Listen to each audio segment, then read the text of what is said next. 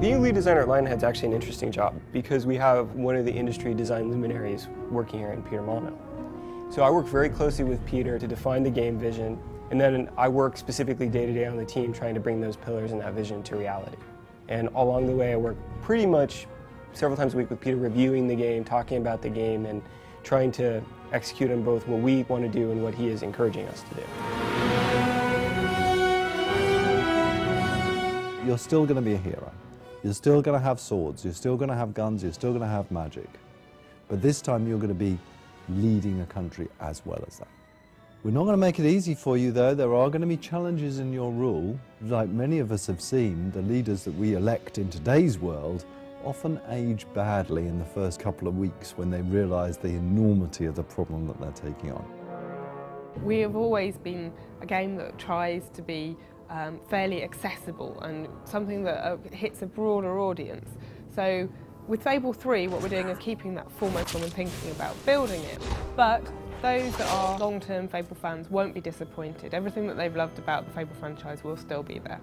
A role-playing game is all about, this is me playing the role of a hero and a king or a queen. It's really about not getting rid of every element of an RPG, but certainly making it something that people who aren't interested in that side of things will still enjoy. New technology in Fable 3, I think the main thing for me is Simon nodding in the background. The tools are actually a bit slower at the moment, so I probably wouldn't want to talk about that. We've got a real issue with that. Move on.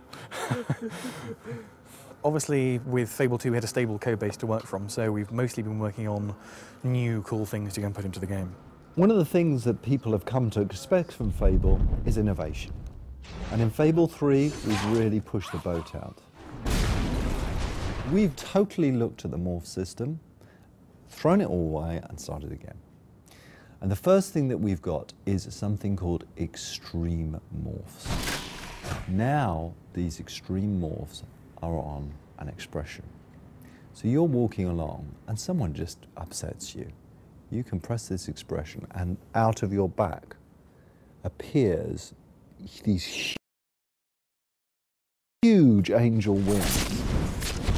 A shaft of light comes down and shines on you. Everyone around you steps back and, oh my goodness, there you're showing your true character off. Aggressive, mild, stern.